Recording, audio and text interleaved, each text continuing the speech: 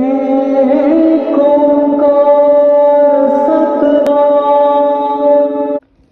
ओंकार सतनाम करता पुरख निर्भव निर्वैर अकाल मूरत अजूनी सहपंग गुरु प्रसाद जप आद सच जुगाद सच है भी सच नानक हो से भी सच सोचे सोच न होई जे सोचे लखवार चुपे चुप न होई जे लाए रहा लिवतार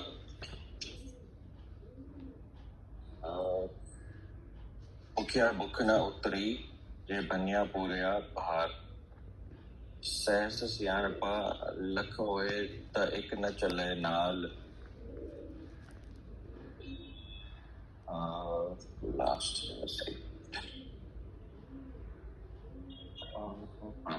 उसके बाद है ये कि वह सचियारा हो ये कि वह कूड़े टूटे पाल। आई थिंक ये आज करना है शायद। नहीं नहीं ये नहीं करना, ये कल करा था। एक और पढ़िए आगे। Okay okay. हुक्म रजाई चलना नानक लिखिया नाल। मैं इसे हिंदी और इंग्लिश पढ़ लेता हूँ। हाँ जी। हे नानक, प्रभु के आदेश के अनुसार चलने से ही सत्य मार्ग मिल सकता है। Nanak says we can achieve the true path of life only by following his will and by his grace. हाँ जी चलिए। हाँ जी विनोद जी एक्सप्लेन करना शुरू करेंगे आज। विनोद जी आप कीजिए स्टार्ट। हाँ जी ये नानक प्रभु के आदेश के अनुसार चलने से ही सत्य मार्ग मिल सकता है। हाँ, इसमें ये अर्थ समझ में आता है कि हमको भगवान पे छोड़ देना है, सरेंडर कर देना है और जो प्रभु का आदेश होगा उस प्रकार से चलना है। मतलब गीता के तरीके से बोला जाए तो सेंटर को जीरो करना है और गो विद द फ्लो। मतलब कि जो कर्म मिले वो कर्म हमको करने हैं, उसमें हमारा बुरा हो रहा है सही हो रहा है वो नहीं। मतलब जिस प्रकार से श्री कृष्ण ने अर्जुन को कहा कि युद्ध अब जरूरी है तो करना ही है। मतलब जो चीज तुम्हारी कर्म में लिखी है वो तुमको करनी है, सही गलत वो भगवान पे छोड़ देना है। मतलब अगर कभी कभी किसी का अहित भी करना पड़े, अगर सामने वाला गलत चल रहा है तो उसको सिखाने के लिए अगर गलत को तो उसको नरसंहार करना है तो वो भी जरूरी है। इस प्रकार से जो आदेश मिलता है वो कर्म हमको करने हैं, सेंटर को जीरो पे रखना है और कर्म करते जाएंगे जो प्रभु का आदेश है तो सत्य के मार्ग पे चलते जाना। Thank you. बढ़िया, बहुत बढ़िया। हाँ जी अनामिका जी ने अभी ज्वाइन किया है। कपिल जी आप बोलिए। हाँ जी विनोद जी ने अच्छा बताया।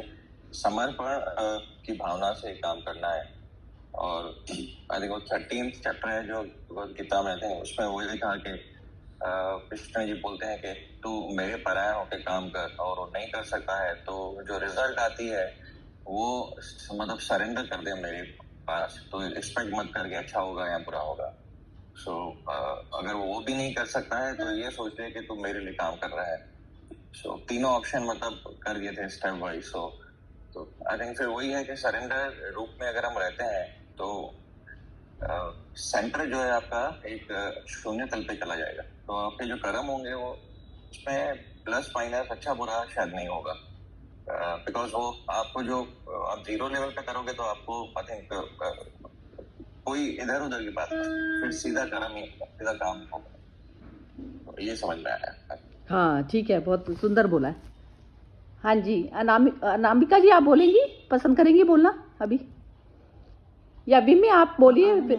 हाँ चलिए बिम्मी के बाद बोलती हैं, ठीक है। हाँ जी हाँ मुझे भी वही दोनों ने जैसे कहा कि वही सरेंडर, समर्पण। मतलब अपना कर्म तो जो हमने करना ही है और उसके बाद बिना मतलब उसके कि वही सोचे कि अच्छा बुरा जो भी हो गया उसका रिजल्ट, मतलब आपने अपना कर्म में कोई कमी नहीं छोड़ी, आपने पूरी तरह से उसको किया। और वो भी एक तरह से प्रभु का आदेश समझ के ही किया अपने कर्म को, और उसके बाद उस पर छोड़ दिया कि जो भी इसका आपने वो करना है। और वही मतलब मेरे में अपनी लाइफ में भी देखो, मतलब प्रैक्टिकल होके भी बहुत बार ये होता है कि कई सिचुएशंस में जब हम गुजर रहे होते हैं तो वो लगता है कि मतलब अपने उस वे से, मतलब जो हम अपनी दृष्टि से हमें वो गलत लग रहा होता है कि ये क्या हो गया और उससे, पर इफ यू लुक बैक वो सही ही हुआ है तुम्हारे लिए, उस समय वो ही सही था। तो एक बार उसके ऊपर मतलब कोई छोड़ दो तो वो तुम्हारा, यदि तुम सही पथ पर जा रहे हो तो मतलब उसमें विश्वास रखो, वो भी तुम्हारा बुरा नहीं करेगा, सब कुछ ठीक हो जाएगा। ये आपकी फीलिंग है वही अंदर। है, समर्पण ही है। हाँ, ये हमें बाद में कई बार समर्पण है। बाद में दिखती है ये। हाँ, ये बाद बाद में लगता है बाद में क्या हो गया, क्यों कैसे कर दिया, तो बहुत चीजों में होता है कि वो बाद में लगता है कि हाँ जो उस समय हुआ वो ही सही था उस समय। मतलब हमारी तो इतनी दृष्टि नहीं है कि हम इतनी दूर तक वो देखें, हम तो वो मतलब ना सीमित तो उसी में रह के अपनी उलझनों में, या वो है भाई वो तभी कहते हैं ना हैविंग अ फोरसाइट, हमारी नहीं है वो फोरसाइट है, और वो किस नजर से देख रहा है। और यदि तुमने किसी का गलत नहीं किया या तुमने बुरा नहीं किया तो वो तुम्हारे साथ नहीं होगा, बस उसमें विश्वास रखो। That's what I feel. इसमें जो अंदर से वो बॉडी में जो ताप शुरू होता है ना, जैसे कोई चीज़ मैं अपने अगेंस्ट में ही जा रही हूँ, तो वो भी चीज़ ना आगे की वो हमें प्रिपेयर कर रहा है किसी दूसरी सिचुएशन और उससे ज़्यादा वैसी उसको हैंडल करवाने के लिए, ऐसा भी होता है। और उसमें क्या होता है, कामना शून्य जो है, उसमें कामना शून्य यदि मेरी है तो उसमें वो रोल प्ले करती है मेरे को शांति की तरफ पर रखने के लिए, कि एक तरफ तो आपका एक बिंदु तो आपका पूरी तरह से शांत है, और दूसरा बिंदु आपको पूरी तरह से उस सही कामना शून्य होने की वजह से तो मेरा एक पॉइंट जो है वो बिल्कुल शांत, और दूसरा जो मेरे अंदर जो ताप जो बनता है ना उस कार्य को करने में भी बन रहा होता है, क्योंकि जो सारी जो बाहर की परिस्थिति होती है वो कई बार अकॉर्डिंग नहीं चल रही होती, लेकिन वो जो ताप चल रहा होता है ना वो भी मेरा लर्निंग प्रोसेस होता है सीखने का। तो वो चलते चलते भी जो है वो आगे के लिए प्रिपरेशन चल रही होती है ये, क्योंकि जितना जीवन जो मिला है ना उससे वो कैसे उसको नचवाना है ना, जैसे हर प्राणी नाच रहा है ना एक अपने उसमें, एक तो होते अपनी कामना के साथ में बंधे हुए में नाच रहा है, और एक इंसान मनुष्य जो कामना शून्य हो गया वो भी तो नाच ही रहा है ना, वो भी तो डांस है, लेकिन वो प्ले ईश्वर का डांस कहते हैं उसको। तो ईश्वर का जब हम डांस करने लग जाते हैं, जब हम उसकी कठपुतली बनकर नाचते हैं ना, तो उस कठपुतली में का जो सुख होता है वो परमानंद की स्टेज बताई जाती है, वो परमानंद की कि उसको नाचने में भी सुख है, जैसे मेरे को किसी की सेवा करने में भी सुख की अनुभूति हो रही है, तो उसमें मेरा अपना तो कुछ भी शामिल नहीं है, वो चीज़ है। अभी रिमेम्बरेंस ऑफ गॉड था ना जो मैंने कल पूछा था, वो इसके बाद पूछते हैं। चलिए अनामिका जी आप बोलिए। सरिता जी जो ही आपने बोला वही मतलब समझ में आया कि मतलब सरेंडर होकर हमें अपना काम करना है, मतलब अपने को उससे अटैच नहीं होना है, मतलब कि जो किया कि अच्छा होगा कि बुरा होगा, हो गया उसको फिर भूल जाओ, इस टाइप से। हाँ, वो भूल जाओ तो वो भूलनी पड़ेगी, यदि आपका ना जैसे कामना यदि उसमें था ना, भूल भी पड़ती नहीं है, जल्दी से नहीं पड़ती है, बस ये हो जाता है कि हाँ, बस ये होती है चीज़ कि जब हम वो मैं कभी जो आता है ना, जो दुख आता है वो आता ही है, ऐसा नहीं है वो अपने टाइम से जाएगा, लेकिन आता रहे, मैं उसकी परवाह नहीं करती, ये वाली भावना होती है। हाँ नहीं ठीक है, बिल्कुल बढ़िया है, समझ तो आती है। ये जो कहा ना वही कि दुख और ये दुख सुख तो आते ही रहेंगे, आएगा ही, हाँ आता ही है, ऐसा नहीं होता, कोई भी नहीं है, ये जो जितना भी शरीर ही एक सजा है, ये अभी जब तक नहीं पता चलेगा ना तो तब तक शरीर लिया है तो उसकी दंड देना पड़ेगा उसका, क्योंकि कोई भी जो स्थितियाँ होती है ना, परिस्थितियाँ, वो हमारे अकॉर्डिंग नहीं चलती हैं, तो वो जो भी कोई सडन कोई भी चीज़ आ गई, तो सडन जो चीज़ को हैंडल करने में मेरा अंदर का जो केंद्र मेरा बार बार हिलता है। इवन जैसे नेचुरल कैलामिटी भी तो आ जाती है ना, तो वो भी आ जाती हैं, तो उसमें भी कितने कितने लोग जो नियर डियर थे, जैसे कोविड हो गया या कोई चीज़ दूसरी हो गई, तो उसमें भी कितने नियर डियर वगैरह सब चले जाते हैं। सपोज कीजिए अपने घर में ही कोई चला जाए या अपना पैदा करा हुआ ही कोई चला जाए, तो कितनी परेशानी है ज़बरदस्त। तो जब तक आप इस चीज़ का अभ्यास ही नहीं किया, जिसने अभ्यास बिल्कुल नहीं किया, आत्मा में प्रतिष्ठित होने का जिसने अभ्यास नहीं किया, तो वो कितना ज़बरदस्त कांपेगा। वो तो शायद उसके एक प्राणी गया, उसके साथ में वो भी चला जाएगा शायद, मेरे ख्याल से ऐसा होता है। लेकिन यदि आपने अभ्यास किया है, क्योंकि ये तो अल्टीमेट नहीं है ना, क्योंकि मृत्यु धर्मा पे आपने अटैचमेंट करके बैठ गए, ये बेवकूफ़ी हुई। तो शास्त्र हमें यही बताते हैं सारे कि जो मृत्यु धर्मा जो चीज़ है, उसको मृत्यु धर्मा की तरह से डील कीजिए। हर मोमेंट वो बदल रही है, चेंज हो रही है, तो ये चीज़ हमेशा आपकी अवेयरनेस में बनी रहे कि ये मृत्यु धर्मा के साथ में डीलिंग चल रही है मेरी। लेकिन अंदर का जो केंद्र है, केंद्र क्या है? केंद्र से मैं परम के साथ जुड़ी हूँ। तो जैसे कहते हैं ना, एक हिस्सा मेरा समुद्र के साथ में जुड़ा है ना, मैं लहर से कितनी दूर तक चली जाऊंगी, लेकिन मेरे को जाना तो वहीं है ना। तो मेरी जो लॉयल्टी है वो मेरी समुद्र के साथ में लॉयल्टी है मेरी, ना कि मेरी जो जितनी लहरें हैं उनके साथ में मेरा कोई लेना देना नहीं है। तो उनके साथ में आई हूँ, खेल रही हूँ, कूद रही हूँ, ठीक है, बस उतना ही लेना देना है। तो वो लहर चाहे मेरे द्वारा ही पैदा करी हुई है, बेशक ये होता है ना, जैसे मेरे द्वारा ही की हुई है, तो वो ये चीज़ की अवेयरनेस हमें हर समय जब बनी रहती है, तो आत्मा की पावर से हम स्थिर रहते हैं। तो वो चीज़ स्थिरता जब तक नहीं आती ना जीवन में, तो तब तक ये हमें अभ्यास करना ही पड़ता है। और मेन जो होता है, हमारी इच्छा शक्ति बहुत ज़्यादा ज़रूरी है कि उस केंद्र पर स्थापित होने के लिए मेरी इच्छा शक्ति ज़रूरी है कि मैं उस केंद्र को प्राप्त करना चाहती हूँ। जो मेरे को बाहरी परिस्थितियाँ कितनी भी परेशानी वाली क्यों ना आ जाए, और मेरे को स्थिर रखे जो चीज़, वो हर मनुष्य चाहता है ये चीज़, और वो कर भी सकता है, क्योंकि मनुष्य जीवन है तो उसमें कर सकता है, वो उसके अंदर इतनी सूझबूझ होती है। बाकी तो दूसरे प्राणी जगत में तो है ही नहीं, वो फैसिलिटी ही नहीं दी हुई। तो ये है, तो वो चीज़ जब तक नहीं प्राप्त कर लेता, तो तब तक ये चलेगा ही सारा कार्यक्रम। फीलिंग सबको है, ऐसा नहीं है। चलिए विनोद जी, अभी ये बताइए ज़रा, रिमेम्बरेंस ऑफ गॉड जो मैंने कल क्वेश्चन पूछा था, तो वैसे तो इसमें भी आया है ये गुरुवाणी में भी, लेकिन ये जो है, जैसे हम किसी को रिमेंबर करते हैं, तो हम किसको रिमेंबर करते हैं? जैसे गॉड को आप रिमेंबर करने बैठे या मेडिटेट करने बैठे, तो फिर आप कैसे करते हैं? हाँ जी, मतलब कि इसमें यही है ना कि मतलब गॉड को रिमेम्बर करते हैं, उस पे कहूँ ना मैं, गॉड को रिमेंबर करना या किसी को भी, मतलब तो ये हाँ, ओके, मतलब सीधी भाषा में कहें तो भगवान का जप करना, या जो भी आप कहो, एक तरह से मतलब इसमें ये मुझे आता है, मतलब कि भगवान तो हमारे साथ ही, मतलब गीता के शब्दों में कहा जाए तो जो क्रिश्चियन लोग हैं वो कैसे कहते हैं, I am a god fearing man, मतलब उसमें कैसे रहते हैं कि वो भगवान से डरते हैं, इसके लिए ये कार्य करते हैं, I am god fearing man. तो हमारे हिंदू प्रथा में क्या है कि भगवान हमारे साथ है, या गीता के शब्दों में कहूँ कि भगवान तुम्हारे अंदर है।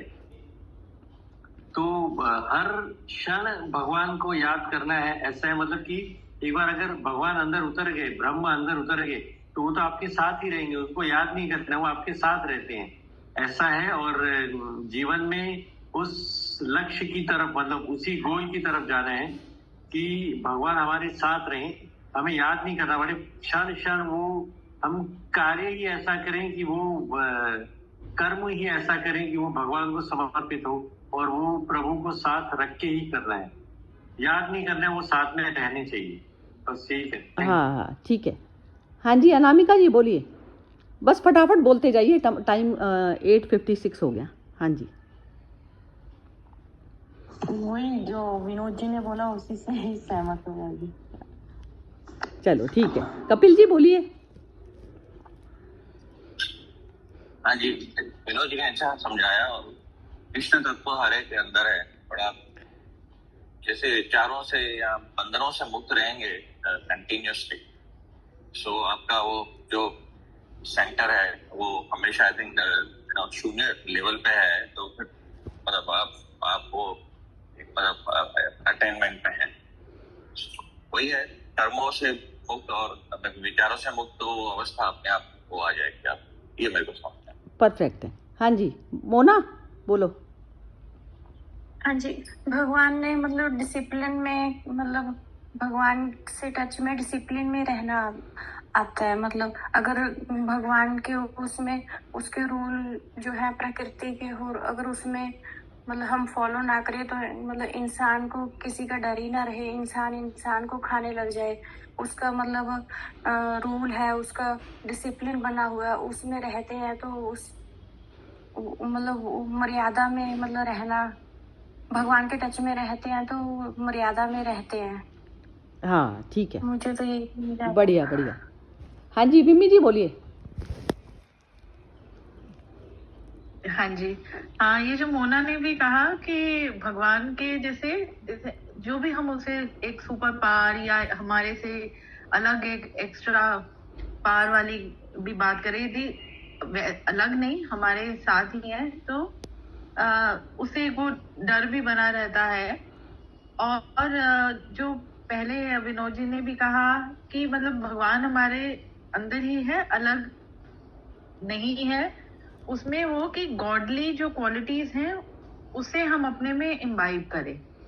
और यदि हम अपने ये उनको जितनी भी माइथोलॉजिकल स्टोरीज को भी देखें तो उसमें भी जो भी कैरेक्टर्स आए, मतलब जैसे कैरेक्टर राम भी कैरेक्टर एक वो भी है, उन्हें हमने गॉड इसलिए कह दिया क्योंकि वो कुछ कोई जो हमने एक बेंचमार्क सेट कर दिए कि इस तरह के जो जिनके अंदर जो क्वालिटीज हैं वो भगवान की श्रेणी में आते हैं।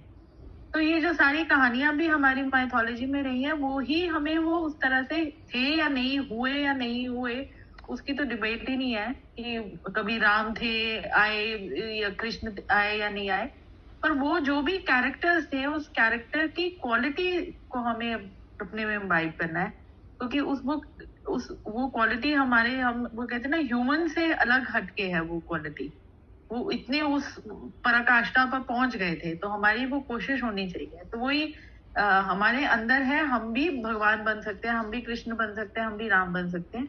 बस अपने आप को हर स्टेज पर ये कि उस स्टेज तक लेके जाएं, मतलब वही गॉडली क्वालिटी को अपनाएं, एब्जॉर्व कर। हाँ ठीक है, बिल्कुल बहुत अच्छा बोला।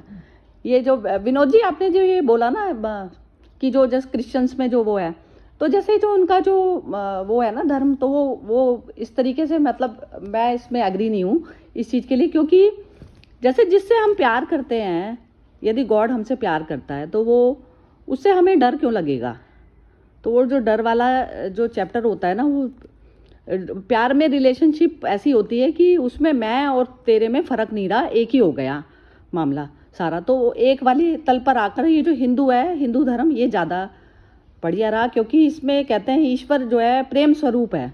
तो प्रेम स्वरूप जब तक मैं और वो एक ही नहीं हो गए, मेरे पास में पूरी अथॉरिटी आ गई, उसने ईश्वर ने पूरी अथॉरिटी दे दी कि मैं चाहे कुएं में गिरूं, चाहे मैं जो है ऊपर पहाड़ माउंटेन पे चढ़ जाऊं, हाइट पे चली जाऊं, तो वो दोनों चीज़ें मेरे हाथ में दी हुई है। उसने इतनी पावर मेरे को दी हुई है पूरी। अब उस पावर का मैं कैसे यूज़ करती हूँ तो वो मेरे ऊपर है। तो उसने इतनी अथॉरिटी मेरे को दे दी, तो उसमें और मेरे में कोई फ़र्क नहीं रहा, जैसे उसने पूरा अपना सारा साम्राज्य मेरे ऊपर सौंप दिया। इस प्रकार से है ईश्वर की फ्रीडम हमारे हिंदू धर्म के हिसाब से। तो ये तो चीज़ हो गई पहला नंबर। और दूसरा ये हो गया कि जैसे हम कभी गॉड की रिमेम्बरेंस करते हैं तो हम ना अपने आप को ही रिमेम्बर करते हैं। ये मेरे को क्लैरिटी लानी है, क्योंकि ये हम समझते हैं कि जैसे हम किसी के लिए कर रहे हैं कोई चीज़, तो जब तक मैं अपना मेरा शरीर, मेरे साथ के जुड़े हुए लोग यदि उसमें इंक्लूड है मेरी प्रेयर में, तो वो मेरा याद करने में सबसे पहले जो मैंने याद किया गॉड को, तो उसमें मेरी अपनी कंडीशन जो मेरी अभी करंट की है वो ज़्यादा मैटर करती है। तो उसमें प्राइम केंद्र पे मैं खुद बैठी हुई हूँ। और जब तक सेंटर पर यदि मैं बैठी हूँ, अहम वृत्ति बैठी है, मैं जिसने शरीर धारण किया है, और वो अपने उनके तो जो रिमेम्बरेंस मेरी यदि अपनी कंडीशन की वजह से जो मैं रिमेंबर कर रही हूँ, तो वो मैंने गॉड को रिमेंबर नहीं किया, वो मैंने रिमेंबर किया अपने आप को। जैसे मैंने कहा कि मुझे प्यास लगी, तो प्यास लगने में मैंने पानी को रिमेंबर नहीं किया, मैंने अपनी प्यास मेरे लिए पहले इम्पोर्टेंस रखती थी, फिर मैंने पानी को याद किया। तो ऐसे करके हम हमारी जो जितनी भी याद और हम जो भी कुछ करते हैं, हम इस कारण करते हैं। और जब हम केंद्र पर नहीं हैं, तो केंद्र क्या हो गया फिर वो जो याद करने वाली बात हो गई। तो याद करना क्या हुआ फिर वो, जरा कोई बताओ ये वाली चीज़, कि जैसे मेरे केंद्र पे मैं नहीं हूँ, अब शून्य केंद्र है मेरा, तो उसमें याद किसकी करेगा कोई? बिम्मी आप बताओ जरा। हाँ, याद वही होगी कि आप जो आपको खुद ही मतलब जैसे वो एक खटका लगेगा कि आप गलत राह पर जा रहे हो, तो याद वही आपको सेंटर पर आने की। हाँ, मुझे लगता है कि मतलब मैं जब शून्य हो गई ना, मन से शून्य हो गई, तो मतलब मैं हूं नहीं, मैं एग्जिस्ट नहीं करती। हाँ, नहीं, और जिंदगी में तो वो होगा ही, मतलब आप हर बारी मतलब वही है कि हम वैसे नहीं, हम तो विचलित भी होंगे, खुश भी होंगे, नाराज, गुस्सा, वो सब कुछ, वो मतलब मैं अपना पर्सनल कहूँ तो मैं तो बहुत होती हूँ, हो जाती हूँ डिस्टर्ब, पर वो है कि वो बार बार वही याद इस बात की कि भाई मैं गलत उसमें जा रही हूँ, मुझे अपने सेंटर पर आना है, नहीं मैं ये हो रहा है, मैं क्यों इधर डिविएट कर रही हूँ, हाँ, मुझे अपने तो बैलेंस बनाना है। परफेक्ट। तो वो याद है। तो वो जो शून्यता पे आना ही मेरा ईश्वर की याद, ईश्वर तत्व में मर्ज होना हुआ ना, उसी में शांति मिली ना मुझे आके। तो वो स्टेज जो है, वो आनंद की स्टेज हर जीव उस तरफ जाना चाहता है। जैसे मेरा बच्चा यदि मेरा कहा नहीं मानता, तो मैं उसको किसी भी तरीके से प्रयास, या तो मैं उसकी बात से सेटल हो जाती हूँ, या फिर मैं उसको अपनी बात से सेटल कर देती हूँ, या तो आप मान लो या मना लो। फिर मेरा जो है, फिर दोनों तरफ में कोई इशू नहीं खड़ा रहा, तो फिर मेरे मन की दशा कैसी हो गई? शून्य हो गई। शून्यता पे मेरे को आराम मिला। तो उस आनंद की खोज हर जीव को है। अब वो कहाँ पर जा रहा है, कहाँ नहीं जा रहा, तो वो जो आनंद पर जाकर मर्ज होना है, वो ईश्वर में मर्ज है। सिर्फ याद भी यदि हम ईश्वर को करते हैं, तो हम अपने उससे कुछ ना कुछ, मतलब हमारे हाथ में बाउली होता है, जैसे कि हमारी उससे हटा ले, तो जब तुम नहीं रहे तब वो ईश्वर के साथ में तो वो चीज़ जो होती है, बस वो रिमेम्बरेंस होती है। तो वो क्या होती है? साइलेंस। बस साइलेंस होती है। उसमें आप कैसे पहुंचना है, कैसे नहीं पहुंचना, ये हर जीव को पता है, कैसे जाना है, कैसे नहीं जाना। लेकिन उसके प्रति जैसे हमारी वो होनी चाहिए। अब क्या होता है कि जैसे मैंने कोई इच्छा की जगत की, तो मैं पहले शून्य तल पर पहले ही बैठी थी। अब जो इच्छा आई, इच्छा के बाद में मैं कह रही हूँ मेरे को सुख मिल जाएगा। जैसे इस ब्रिज के पार में मेरे लिए सुख बैठा है, नहीं, सुख ब्रिज से पहले है मेरे पास। इस प्रकार से रोल प्ले करती हैं इच्छाएं हमारी। तो ऐसा ये चीज़, ये क्लैरिटी बहुत लानी ज़रूरी है कि हम किसी के लिए कुछ भी नहीं करते। हम सिर्फ जो भी कुछ करते हैं, जैसे मैं अपने बच्चे को चाहती हूँ कि वो एजुकेशन करके अच्छे से उसमें सेटल हो अपनी लाइफ में, तो वो मैंने अपने लिए किया है। मैंने उसके लिए नहीं किया क्योंकि मेरे विचार बन रहे थे, मेरा अपना आनंद खो रहा था उसमें, मेरा आनंद सेटल था, मैंने उसके साथ में आशा बांधी थी, तो सिर्फ मेरा ही लेना देना था कर्म का। तो ये जो हमारे अंदर बन जाती है ना चीज़ें, बार बार ये वाले बन जाते हैं, जैसे एसिड बनना शुरू हो जाता है जरा सा कुछ करते ही। विनोद जी ने जो कल जो भेजी कि हम किसी का साथ दें, आप साथ दे के देख लीजिए विनोद जी। अभी कभी प्रैक्टिकल लाइफ में आप नोट करके देखना कि आपने तो बहुत अच्छी तरीके से जो है किसी का साथ दिया। एक तो दूसरे इंसान की एक्सपेक्टेशन ही पल जाएगी जान को हमारे, कि आपका मूड है कि नहीं है अभी देने का साथ, लेकिन आपको देना पड़ेगा क्योंकि आप अपनी उस इमेज को बनाए रखना चाहेंगे। और दूसरा आदमी भी आपको टेक इट फॉर ग्रांटेड लेगा, तो आपकी स्वतंत्रता खत्म हो गई, नहीं हो गई। तो वो स्वतंत्रता क्या है, मेरे को सिर्फ अपने परम तत्व में स्थापित होने पर मिलती है सिर्फ। तो ये चीज़ें जो है जब भी हमें करनी है, तो इस चीज़ में भी बुद्धि पूरी तरीके से रखिए कि डिपेंड मत होने दीजिए किसी को भी अपने ऊपर, क्योंकि जैसे ही डिपेंडेंस आपके ऊपर बनी, आपका बंधन तैयार हो गया। फांसी का फंदा तैयार करते हैं हम लोग खुद ही अपने आप। जैसे बच्चा कहीं खाने की पीने के लिए भी मदर के ऊपर डिपेंड है, जब तक वो नहीं कर सकता मैंने, जब तक तो ठीक है, लेकिन वो डिपेंड हो गया कि मैं तो ममता में करे चले जा रही हूँ, और फिर वो जो है बिना उसको पता ही नहीं आया। तो जैसे दूसरे को हम हैंडीकैप बनाते हैं, तो हैंडीकैप बनाने का दोष भी फिर वो मुझे लगता है। इस प्रकार से कर्मों का बंधन चलता है ये। तो ये सब चीज़ें ना बहुत अवेयरनेस में करनी चाहिए कि हम यदि किसी इंसान को खड़ा होके उसको अपने लायक बना देते हैं, तो ये भी बहुत बड़ा पुण्य का काम होता है कि उस समय चाहे वो हमारे अपने खुद के हो गए, चाहे दूसरा मनुष्य हो गया। जैसे कोई ओल्ड व्यक्ति है और वो कोई काम नहीं, लेकिन यदि वो काम थोड़ा सा कर लेता है और उसकी एक्सरसाइज वगैरह हो जाती है, तो उसमें अच्छा ही है। इनडायरेक्टली आप उसको भी कुछ इस तरीके की ड्यूटीज़ दे दीजिए कि वो भी अपना कर सके। बिल्कुल उनके शरीर को अपाहिज ना बना दीजिए कि वो बड़े हैं। तो जैसे हमारे उसमें जैसे हमारे घर में ऐसा वाला एक शिक्षा दी जाती थी कि पहले ही उठ के ना उनकी सेवाओं के लिए तैयार खड़े हो जाओ जैसे। लेकिन मेरी अपनी समझ अब ऐसी डेवलप हो गई कि मैं नहीं खड़ी होती। ये नहीं कि उसमें मेरे को आता नहीं है, यदि कोई परेशानी है तो सबसे पहले तैयार हैं, कोई मैटर नहीं है करने के लिए। लेकिन हैंडीकैप नहीं बनाना किसी को भी, और ना अपने साथ में बंधन, क्योंकि क्या होता है इंसान फिर जाने नहीं देता। अब हम जैसे हाउस वाइफ है, हम लोगों को तो इतने बंधन में बांध दिया जाता है कि जैसे घर में कोई वो हो गया तो हमारी अपना कुछ है ही नहीं कि हमें तो रुकना ही पड़ेगा, हमें तो करना ही पड़ेगा। ये सब चीज़ें चलती हैं, मतलब उसमें भी मेंटली टॉर्चर हम होते हैं इन चीज़ों से। लेकिन अब क्या होता है, अब टॉर्चर कोई करना चाहे तो कर नहीं सकता, क्योंकि अब अपनी परम स्वतंत्रता में जीना आ गया। तो मेरे ख्याल से समझ में, चलो लेट हो गया बहुत टाइम आज। किसी को कुछ कहना है तो बोलिए। विनोद जी जरा आप कंक्लूड कीजिए मेरी इस सेशन को। सही कहा आपने, मतलब डिपेंडेंट नहीं बनाना है। मतलब उसमें वो एक है कि किसी के साथ अगर आप उसके साथ मिलके कार्य करते हो तो उनका कार्य इजी हो जाता है। अपने बच्चे के साथ ही अगर उनकी पढ़ाई है तो उसमें उनको मदद कर दी वो हिसाब से, और वैसा मतलब कि किचन में हेल्प कर दी किसी को, तो वैसे मतलब थोड़ा काम हल्का हो जाता है और कुछ नहीं। हाँ, ये तो आपका आगे का डिपेंडेंट नहीं होना चाहिए, वो तो सही बात। बिम्मी जी बोल रही हैं। पॉलिटिकल लैंग्वेज में रेवड़ियां नहीं बांटनी है, उसको आत्मनिर्भर बनाना है। बिल्कुल ठीक है। चलिए, और तो नहीं बोलना किसी को, खत्म करें नहीं तो फिर आज का टाइम बहुत हो गया। चलिए कंक्लूड करते हैं आज का। जय श्री कृष्णा। जय श्री कृष्ण।